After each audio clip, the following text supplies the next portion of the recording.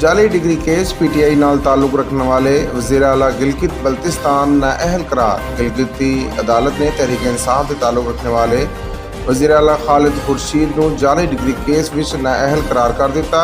खालिद खुर्शीद ने मुकाबले विच इलैक्शन लड़न वास्ते पीपल्स पार्टी के अब्दुल हमीद ते नून लीग के राना फरमान अली ने खालिद खुर्शीद की डिग्री नूं इलैक्शन कमीशन विच चैलेंज किया सी, जिस ते चीफ इलैक्शन कमिश्नर ने वज़ीर आला नूं नोटिस जारी किया सी। वज़ीर आला गिलगित ने इलैक्शन कमीशन के नोटिस नूं अदालत विच चैलेंज किया, जिस ते चीफ कोर्ट के चीफ जस्टिस ने 3 जजिस ते मुश्तमिल ला जज बेंच तश्कील दिता, जिसने केस की रोजाना की बुनियाद ते समाअत की ते अज फैसला सुनाया।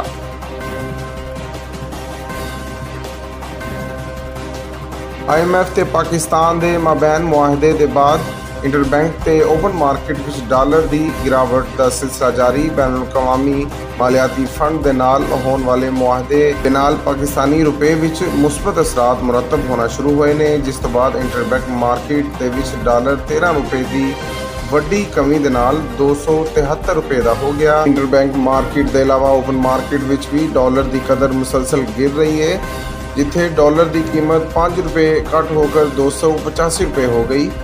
ओपन मार्केट में डॉलर की कीमत खरीद 277 रुपए जबकि कीमत फरोख्त 280 रुपए हो गई। डॉलर के अलावा ओपन मार्केट में यूरो, पाउंड, दरहम ते रियाल की कदर में भी कमी रिकॉर्ड की गई।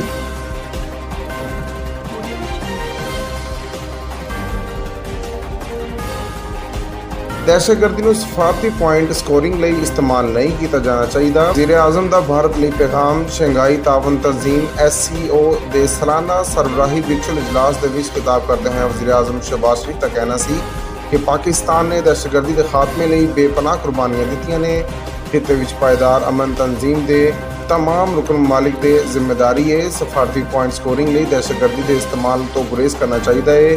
दहशतगर्दी की तमाम इकसाम की मजम्मत की जानी चाहिए। रियासती दहशतगर्दी विच मासूम लोगों को कतल इंतहाई काबिल मजम्मत है। मकबूजा कश्मीर विच इन्हां दा कहना सी कि आलमी बरादरी नूं मकबूजा कश्मीर विच इंसानी हकूक की पामाली के खिलाफ आवाज़ चुकनी चाहिए। आलमी अमन के लिए लोगों को हक़े खुद इरादियत नूं यकीनी बनाना होगा।